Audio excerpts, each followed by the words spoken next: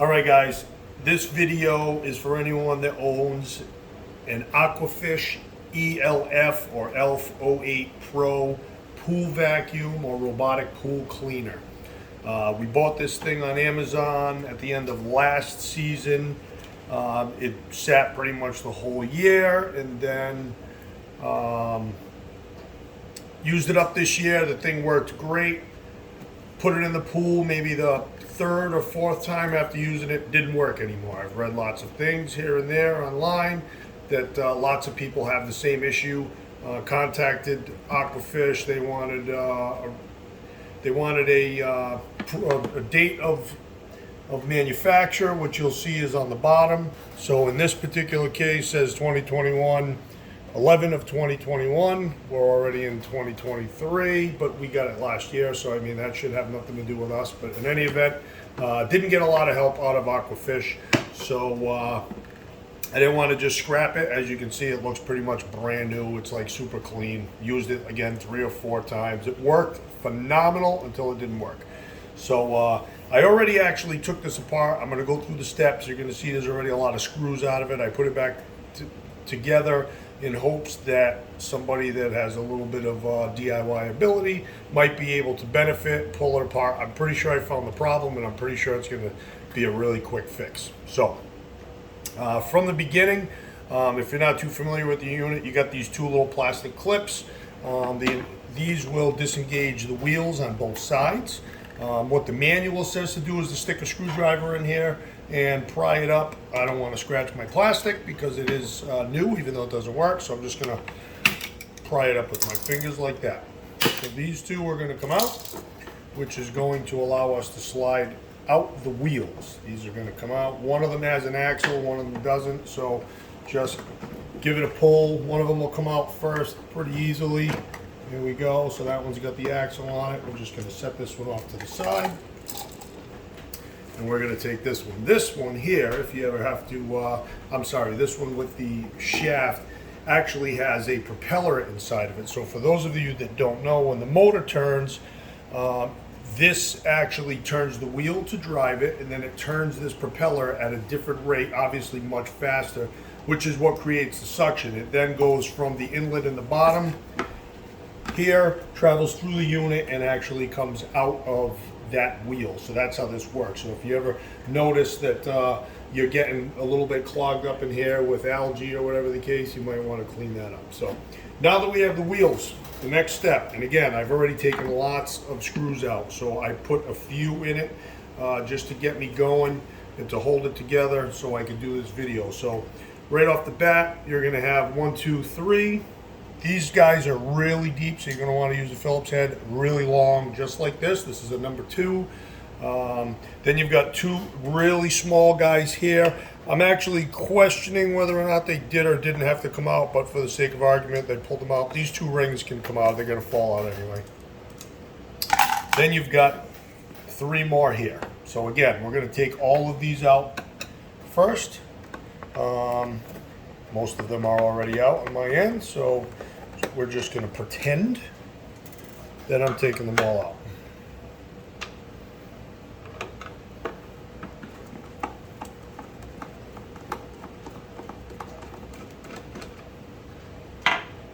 All right, once we get them out, we're going to lift this up, and we're going to be a little slow about it because we do have some stuff bolted to it. So what I'm doing is I'm pulling up and I'm kind of lifting back so I can see what's going on until I can get this guy free. And here, I think I'm hung up on something to do with the shaft. I'm hung up on this. This actually comes off of the axle. So now we're free. Once we're free, you're going to see you got a couple wires in there. So just be pretty gentle. This guy here is going to be the motor. One of these is going to go to the battery. The battery is not mounted. It does not have any screws. So the battery is something that's able to be loose, moved to the side, whatever you want. You do actually have a pretty decent amount of cables here. Once we pull this off, I'm going to show you what's going on here. And again, I've already taken out a couple of screws, so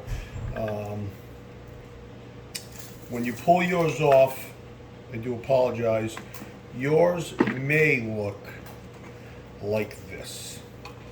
So let me just get that situated here so I can do this the right way, because I forgot I had a couple screws missing.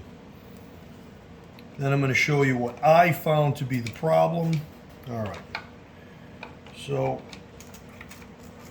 this actually may be how you pull everything apart. This is obviously where your battery connections are. Again, I have two screws in, but we're going to take out the 1, 2, 3, and 4 screws, which will dismount this. This made it a little bit easier for me to work, although it may not be necessary for some of you. I just like things out of my way when I'm trying to work here. So I'm going to take these off. We're going to pull this off, which allows me to set this to the side.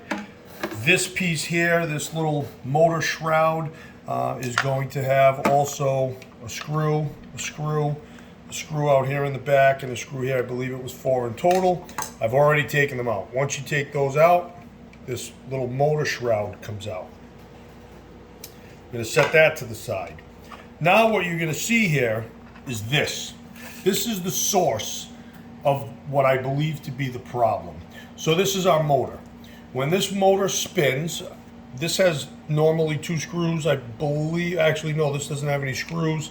So I'm going to pull this out just to show you guys what happens. This motor hooks up to these couple wheels in this gear. From here, this little sprocket sits onto that gear, and this turns this, which is actually what drives the shaft or the wheel, which causes it to drive. When you pull this out, you're going to see there's a couple tabs here. They just fit into these slots in the bottom here. And that's basically how that goes back together. There's nothing really crazy about it. Now what I noticed is, and I'm going to pull the screws out of this motor because it's difficult to really show you what I ran into with the motor in. So this took me a little bit of while, probably half an hour or so playing around to really see exactly what I thought the failure was. Now, and just so you know, it charges just fine. It says it's fully charged. I put it in the pool, and the lights flash like it's going to initialize, and nothing happens. So now that that's unscrewed, this guy's going to slide out. It's got a little shaft in it. This shaft kind of has a, I don't know, it's got a flat groove, which will correspond to a flat groove in that when you're ready to put it back. So now that we have all of this apart, what I believe to be the failure is when I tried to move this by hand before. Now, I can't move it this way, but I'm going to show you what I'm going to do. On this side, this is where the shaft would go in. I can spin this by hand. So if you're seeing me spin this piece, this won't do anything. You have to spin this darker colored. While I'm spinning that, if you look here, you can see that this gear is moving.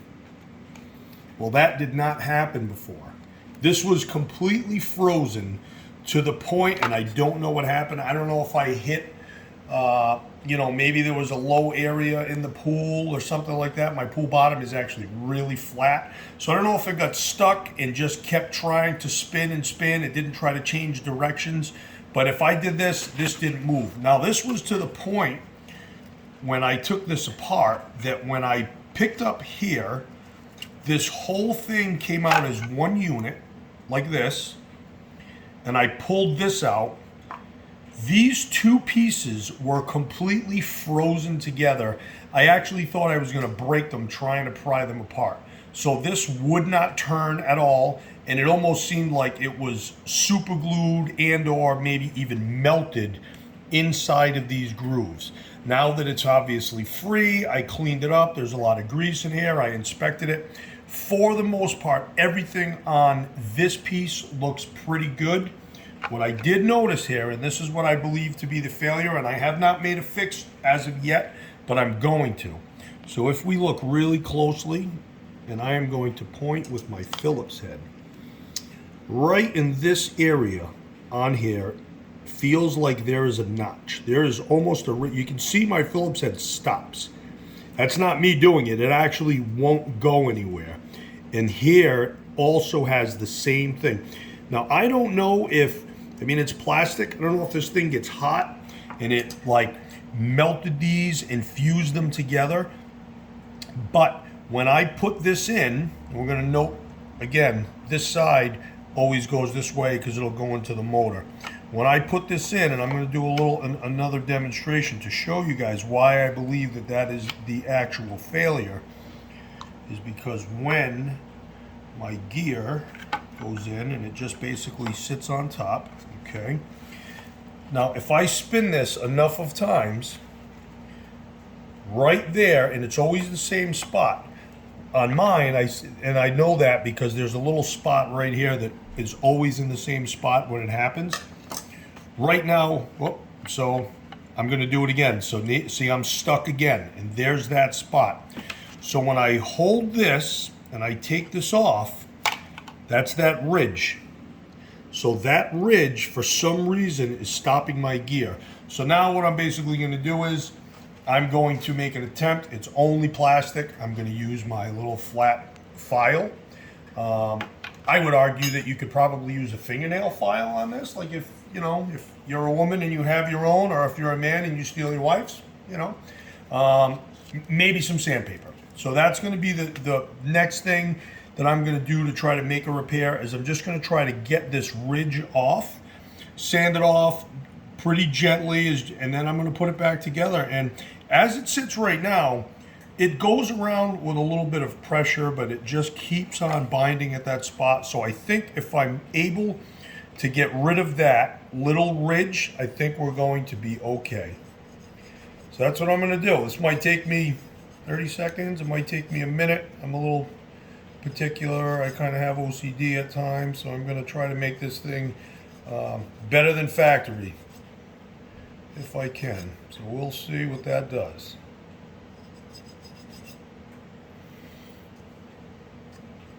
Definitely, even it locks up my file in a couple spots too. So I'm definitely going to go out on a limb and say that that is 100% my problem.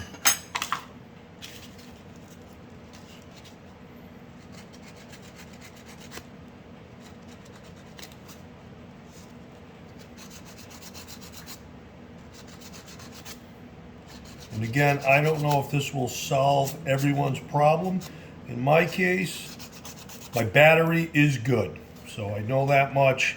It charges, does its thing. It, flashes while it's charging, turns solid blue, which says that we're good to go. We've got enough of energy for a charge.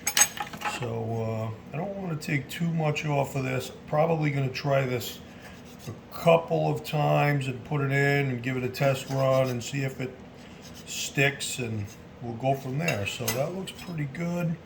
When I took my stuff out, it has a lot of grease on it, and everything does in here.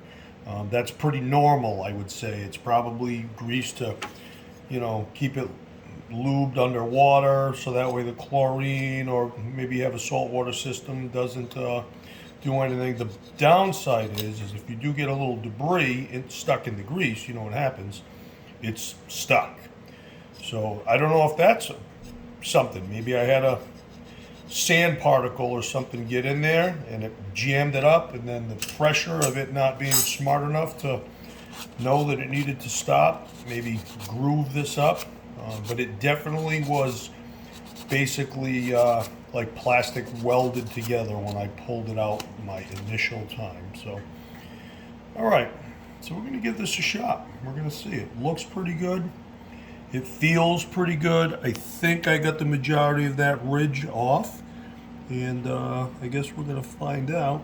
Maybe one more little spot. I think I'm just going to spend an extra 30 seconds right here.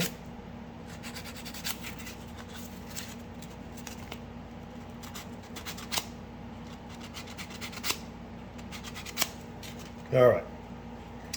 So again, just be conscious of the orientation of this when you put it back in. You want this guy with the little, I don't know, we'll call it a slot or the flat spot on it for the motor to go into. This literally drops into place like that, so that wheel is in there. I can spin it this way, so we know that we're good here. We're going to take this, which as far as I can tell, there's no particular orientation. We're going to drop it in like that. And now we're going to see what happens and see if we bind.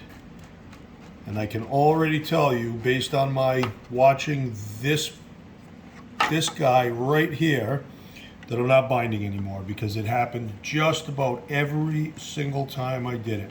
So now you can see here, what I'm pointing at is that sprocket is moving. And I'm going to go out on a limb and say that it's fixed up and ready to go. So now we're going to put it back together. I'm going to walk you through that process. I am going to screw everything back together so you can see. I did find a little difficulty putting some of this stuff back together because of the wiring. It's very tight. So let's try to get this guy back together. So first and foremost, we're going to start at the bottom. So we're going to take this guy out, and we're going to get it orientated as we need to onto the motor. It only goes one way. Once that's in, we're going to drop this in. When I put this in, I am trying to keep the wire orientated towards the middle here, because the last time I might have had it on the outside, and it was a big fight. So we're going to keep this in the middle. I'm going to put these 4 screws back in. I am going to use my DeWalt gun here. And I'm not going to put them in. I'm not going to impact them in. I'm just going to get them in. So.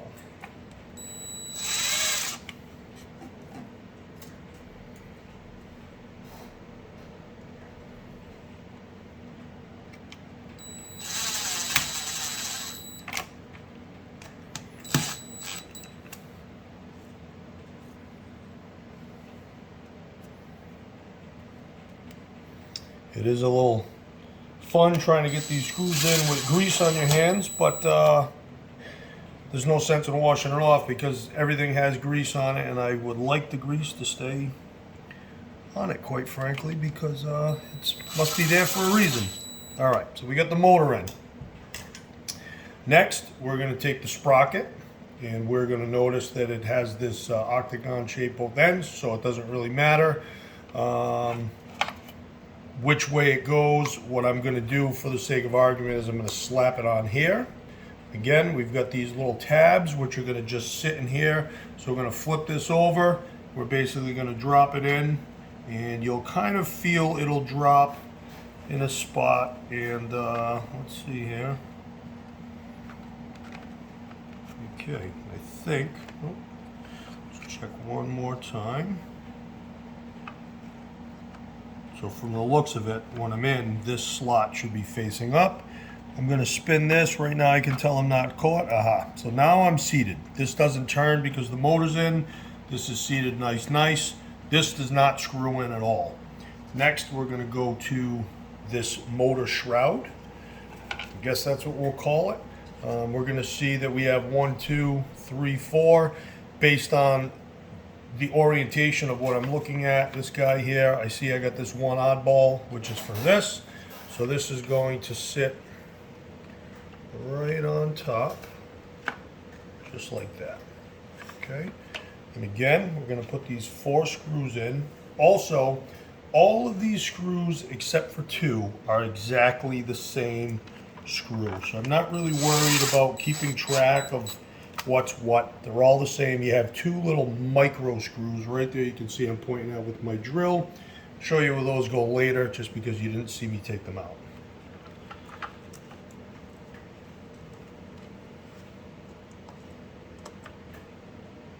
I'm pretty certain that all of these screws are stainless. So if you see me struggling a little bit, that's because my magnetic tip will not do anything for stainless. So I gotta get my fat fingers in there.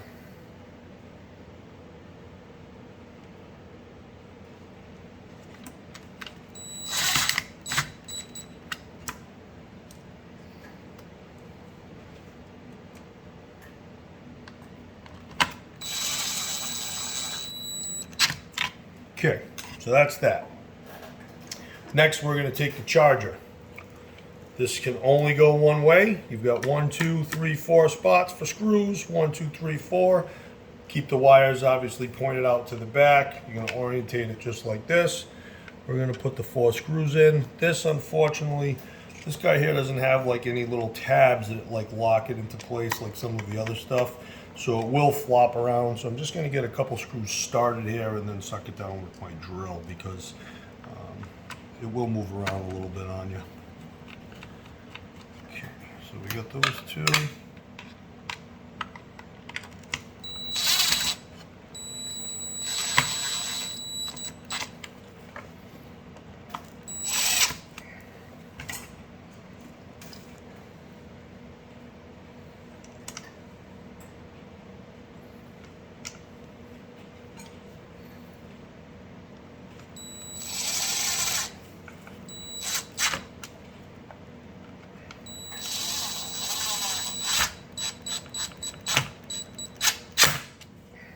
All right, this is probably the trickiest part in this whole thing is because of these wires. They kind of do make it a little bit of a pain in the ass. So what we're going to do here is this battery, ideally, you want these 2, it's got like 2 little rubber butyl pieces that are stuck on probably with some 2-sided tape. These guys sat on top of the yellow plastic because you can see we're ribbed here. So this guy, we want the wire in the middle, of course. We're going to move this out of the way. So this guy has to pretty much go here. Now, when I was trying to put this together, these wires are very important to route them out of the way, because if they sit here, you're going to obstruct this sitting tightly against the yellow plastic. So I'm going to assume that all of our wires are the same. So we're going to just try to sneak this in the middle here, just like this. There's no moving parts in here. So I'm going to just do that, get that routed. And I'm going to do the same with this one. I'm going to come over the top. Now this one, the only way that I found to do this really well was to kind of get this guy sitting in here. I won't really know until I start it up, but I did note that when I took it apart, I could actually see the wires like right here. So I think that that's probably the best way to go, is to just get these guys through here, at least for the time being, till we get it back together. So I've got these wires here in the middle. I got this guy here. I kind of pulled this out a little bit just for the time being, and we're gonna see if this works. Now we're gonna take this, this portion of the guy here, and obviously these are our battery terminals which go here, so we're going to use that to kind of line it up. I'm going to pretty gently sit it down right in there and line all of that up, and it should, if you get it just right, it should click into place just like that, which it did really nicely. Now, I'm going to stick my hand under here to flip this over so it doesn't fall apart, and see how we did from here. And you can see I got a little bit of space, so I might need a little bit of work. Or it might push down. Now if it pushes down, and here I think I'm slightly out of alignment, which is going to be a problem, and I can see why. And we're going to try this without removing all the wires. And actually, that did it. We're in. So now we're seated up really nice. So what we're going to do now is we're going to put in all of these screws, the 2 little screws that I told you about. And again, I don't really, they probably could have stayed in. I think they hold these rings in. Shame on me for not looking into that. So you got these 2 little babies, and they are little guys. You're definitely going to need a number 2 for these. And that is going to go right in there, just like that. And everything's plastic, so don't screw too much. Yeah, so those guys could actually stay, which means that these rings could probably stay. Now here, we can see I got some wires in the way. I'm not going to worry about that just yet. I'm going to stuff them out of the way.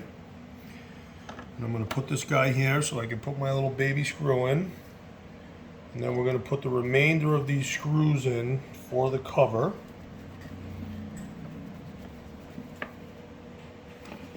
Okay.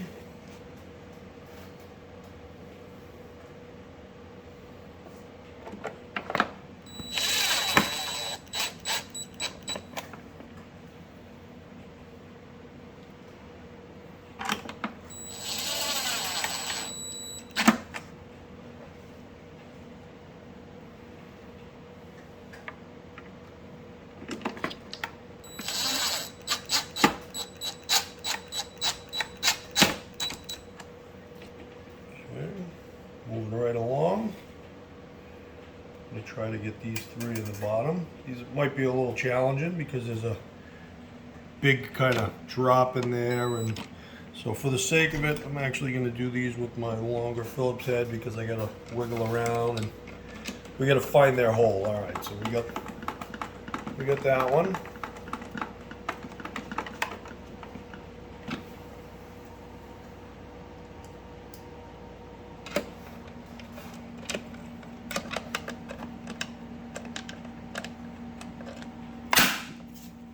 Something clicked into place.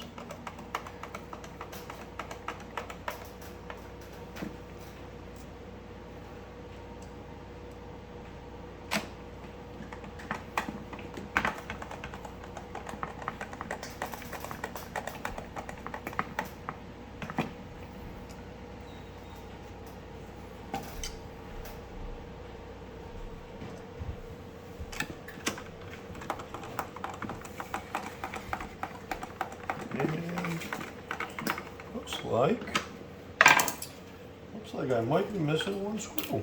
Where did that guy go?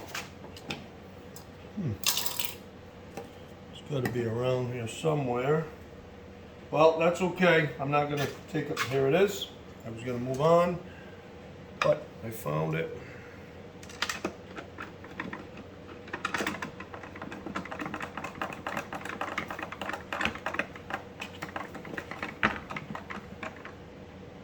All right, I'm going to take this guy. Remember, we got this piece. This only goes one way. If you look in here, you're going to see you got a little octagon shape. This guy is going to basically slot in there. This has 2 little tabs, which will coincide with these little grooves on this axle. So this guy is basically going to slide in, and you're just going to have to feel it a little bit. Slide it in. When you're doing this, at a certain point, you're going to come through on the other side. Make sure that you're not hitting that wire. Again, we're going to deal with that in a second. And there we go. I'm through. And I'm locked in. You can see it stops.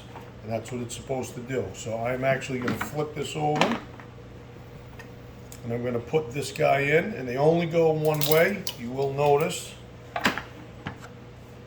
that there is a angle here. So if you were to hold, hypothetically, this one, so the tab was out, the angle would be on the wrong side. So we're going to discard that one. That one is the guy. We're going to put that in here. And we're just going to push. That locks this wheel in. Now we can flip it on its side. I'm just going to take a look in here, and I'm going to show you what I see. And I do know that when I took mine apart, I could see this wire here. I don't really think it's going to do anything to this shaft, to be honest with you. So I'm just going to leave it as is. I'm going to take this guy will slot into here, so we're going to have to really feel around for it to get it into place. It wasn't really that difficult. I think I got it right there. Okay, so now I'm in. Once that guy's in, I'm going to take this. We're going to plug it in. Now everything is screwed in. Everything's 100%. I'm going to say, based on my findings, 99.9. I'm going to go out on a limb and say 100%. I'm going to put this in the pool and it's going to work. Don't know if it's charged right now. Let's see. And it is not. It has a dead battery. So I am going to take this. I'm going to charge it up, which is probably going to take me a considerable amount of time. And then I'm going to put it in the pool, and I will post an updated video if it works, but I'm pretty confident that my vacuum works again. So hope that helps.